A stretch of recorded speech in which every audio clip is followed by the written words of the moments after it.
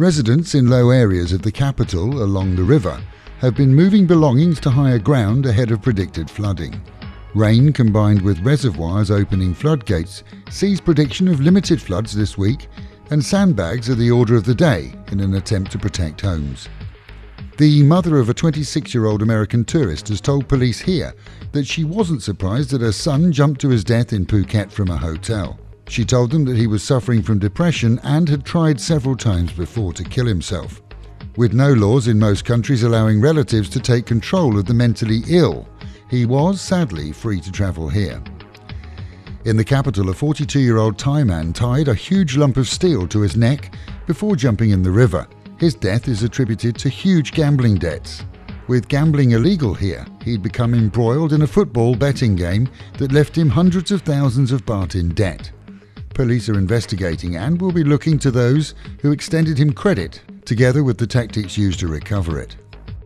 Meanwhile, at home and in Pattaya, in reply to the recent defensive response from Love Pattaya's property operator regarding the case of two children embroiled in a custody battle that's turned nasty beyond belief and includes claims of abuse, we want to share with our listeners that before we ever released this story on 103, we took the time to remove personal details, names and occupations, as is standard in the West when reporting on cases involving minors. However, we stand behind our support for the Thai welfare team that removed the children from what was an extremely volatile situation between three adults, two of them the parents. Despite the children not being Thai, the decision was made to remove them from the care of either parent until the situation was regulated by a court judge. Had the welfare people not removed the children, they could have been accused of neglect. Any action by a government-sponsored child welfare group anywhere in the world that removes children from a potentially hazardous situation is to be applauded.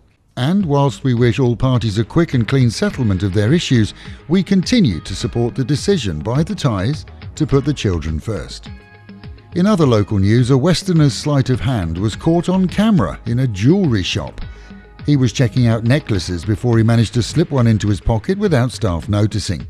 We can expect an arrest soon, as his photograph will have been shared with immigration and police.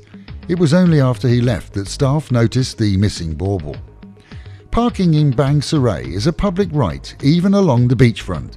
That's according to the local mayor, who received complaints that many who for decades travelled there for picnics were being told that parking was reserved for customers of beach vendors and local shops, and shop operators are being warned not to scare off visitors to Bang Sarai. And with the Met Office promising highs today of around 33 and a chance of rain later on during the day. That is the local and national news from Fabulous 103 FM. Keeping you in touch with Thailand and of course Pattaya, the City of Fun.